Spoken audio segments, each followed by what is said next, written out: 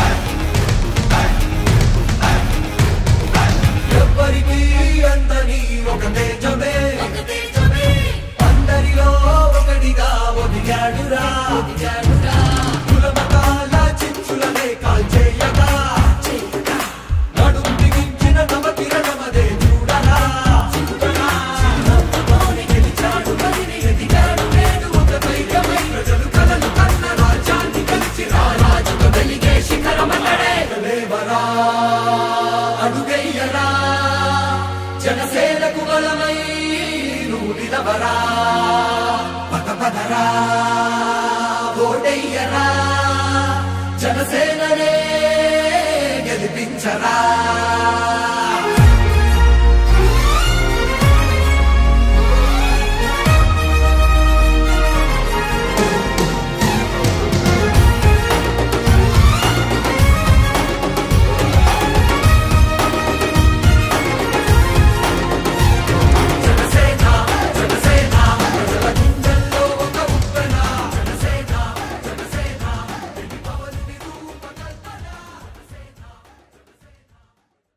తుఫాన్ కారణంగా ఒంగోలులోని శివారు కాలనీలో చాలా చోట్ల నానా ఇబ్బందులు పడ్డారని మా దృష్టికి వచ్చింది. అలానే జనసేన అధినేత పవన్ కళ్యాణ్ గారి ఆదేశాల మేరకు సహాయ చర్యల్లో పాల్గొమని ఆయన మాకు ఆదేశాలు ఇచ్చారు.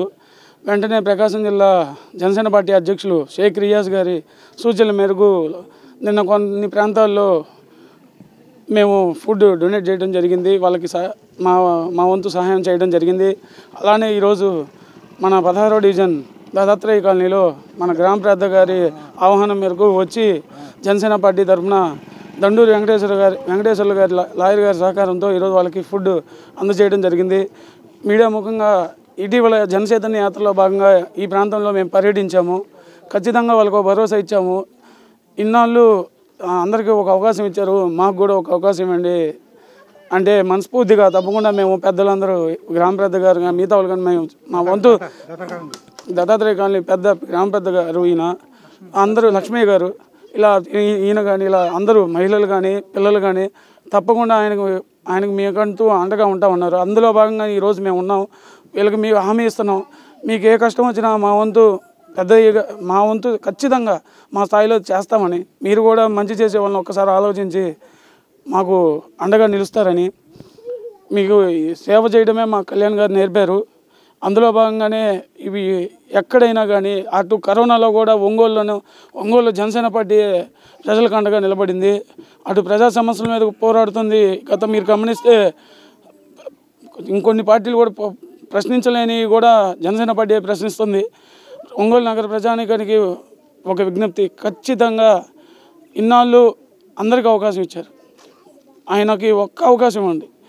మాటలు చెప్పే నాయకుడు కాదు, చేతల్లో చూపిస్తాడు, ఖచ్చితంగా చేస్తాడని మీడియా ముఖంగా, అలానే మీకు ఇక్కడ శివార్ కాలనీ ప్రాంతాల ప్రజలకు కూడా చేస్తున్న ఏమన్నా ఉంటే స్థానిక నాయకులు ఉన్నారు, ఇప్పుడు మీకు ఎవరెవరో ఇక్కడ తెలుసు జనసేన పార్టీ వాళ్ళకి తెలియజేయండి.